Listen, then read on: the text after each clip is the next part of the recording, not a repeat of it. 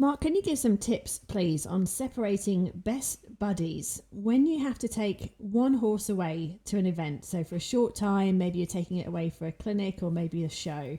So, maybe one day, maybe a few days, and then it has to come back.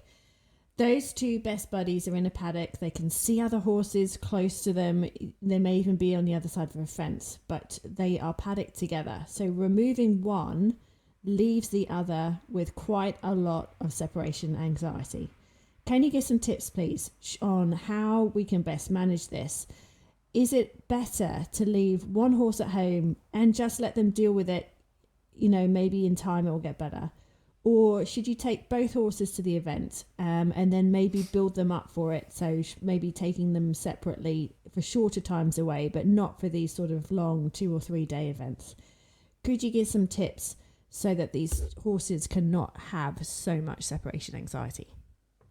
So there's a thing I talk about, unless we've taught our horses how to speak our language, doesn't matter what country you come from, people say, oh, my horse listens to voice cues. And, I say, well,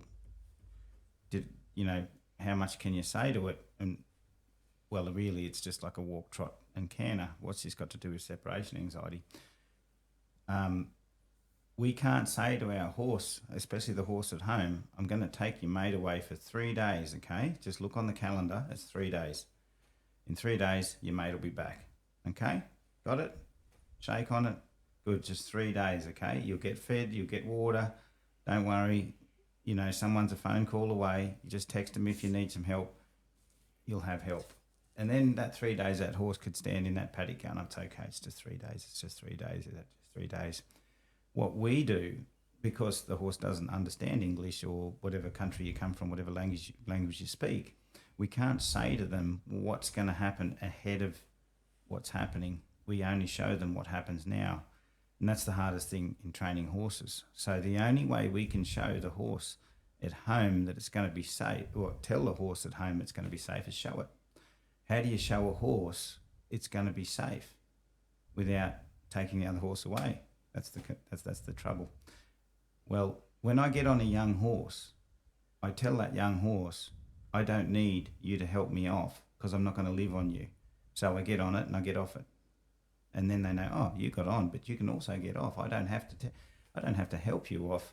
And I know you're not going to camp up there forever. So that's really nice. I can start to trust you a bit more. Okay?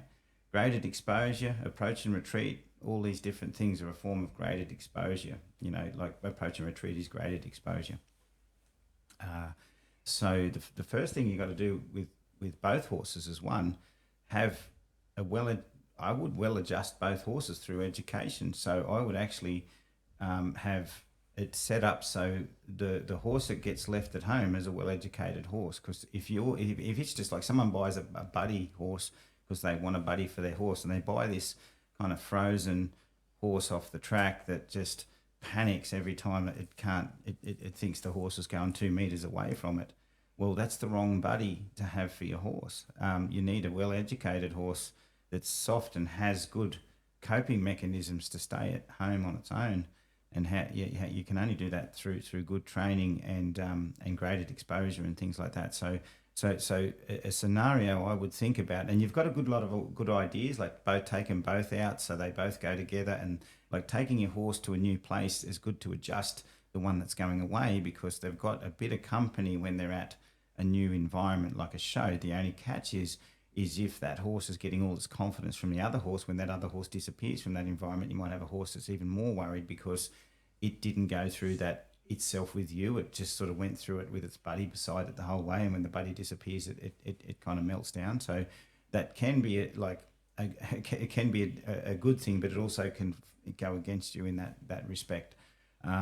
But what I say to everyone when they come across this scenario is, I might set up a scenario where one horse is loose and grazing, and I just ride towards that horse, ride past it, see if the horse that I'm on can go away and come back. The other one knows that I'm coming back, and then it doesn't follow me around anymore. It says, well, I'm sick of following you around everywhere. I'm going to graze over here. And and then it'll graze over there, and I ride back past it, and I ride around it, ride off somewhere else until I can ride 100, 200 metres away from that other horse, and it's not so worried where I've gone. And then I might do that when I've yarded the other horse, and I might ride out and come back, and until I can go down the drive out of sight and come home again, and the horse goes, oh, he always comes home.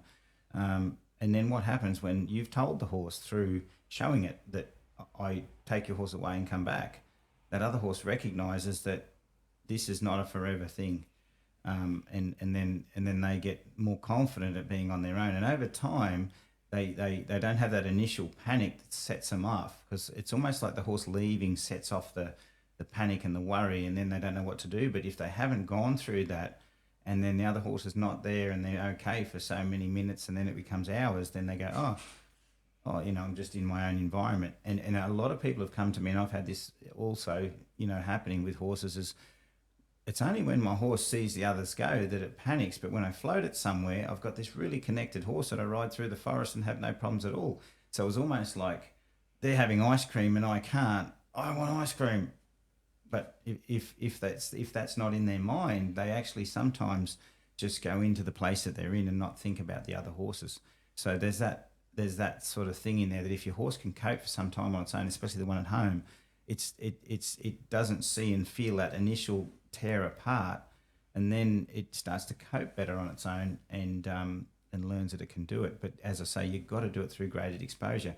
Going back to teaching both horses, then you get on the other horse and leave the other one at home and do the same thing, and have a well-adjusted, well-educated horse at home that you can ride away, come back, and do the same thing with both horses until they're not searching and needy of each other. So by doing this, you're helping the horse that you're going away with, but you're also helping the horse back at home. Unfortunately, I'd love to say there's a quick fix to everything, but there's not. When it comes to good education, people will spend hours upon hours teaching a canter pirouette for a dressage competition, and none on separation anxiety and building coping mechanisms for the horse at home, nor do they do it for the horse that's going away.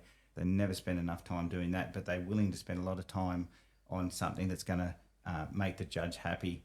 And unfortunately, it's not wasted time, this stuff, because the calmer your horse is at a competition, the better results you're going to get. And the calmer that your horse is at home, the less you get ulcers, the less you get all these other stress-caused factors, that from horses worrying. So, so it's like teaching a horse that's claustrophobic, spending lots of hours teaching it to load properly and travel properly, opposed to hoping it's going to be okay for a 4-hour journey and then find out that you can't ride at the competition because it's absolutely fried or lame, or lactic acid build up in the muscles just from travelling there. So the only way we can tell a horse what we're doing is show it. And for both those horses, I hope that makes sense.